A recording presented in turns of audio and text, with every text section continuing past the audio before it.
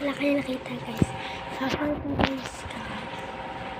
Ako na lang yung gising dito. I mean, dalawa kami ng kuya ko. So yung kuya ko is nasa kabila.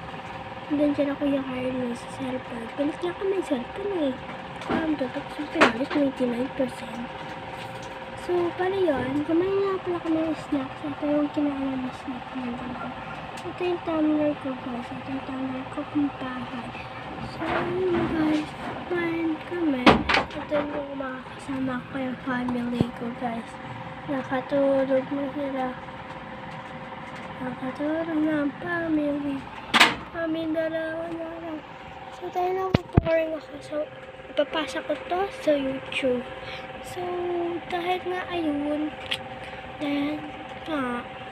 so wala kaming pasok buong araw dahil yung ulan daw yung uwan. Yung ulan na uwan.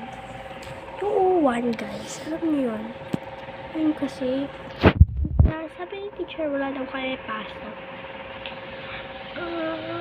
Sana nga may pasok kami bukas eh. Gusto ko pa man din pumasok. Gusto ko pa man din pumasok para makita ko si Crush. Kailangan niyo sino si Crush. This is version sa D.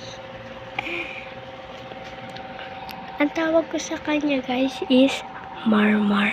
Marmar tawag ko dun sa kanya. Marmar tawag ko dun. Bye bye guys. So lang. Babalita ako kayo kung maging kami na. So una, nagkaroon ako ng ex. Naging ex ko is basketball player. Alam niyo yun guys, basketball player.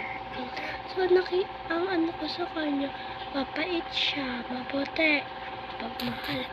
Kaso lang, babaero. Naging ex ko siya. 1 month, charis. 1 year lang. 1 month. Nag-1 month lang kami yun. Tapos nag-iwalay na rin. Kasi nga, ang babae ko siya. Sa akin, trip na ko. Marupok na kaya. So yun guys, hindi ko siya makalimutan. So ngayon, nakapawi na ako. Nakapili na ako. So si Marmar is naging kami rin. Tapos, hiniwalayan niya ako kasi yung imbis na iba yung ipalit sa akin is yung best friend ko pa talaga yung best friend ko pa talaga yung pinalit. Si Ogie pa talaga yung pinalit kaysa sa iba. Oh my gosh, kung sino pa talaga yung best friend ko guys. Oh my gosh. So dito na guys. Bye bye.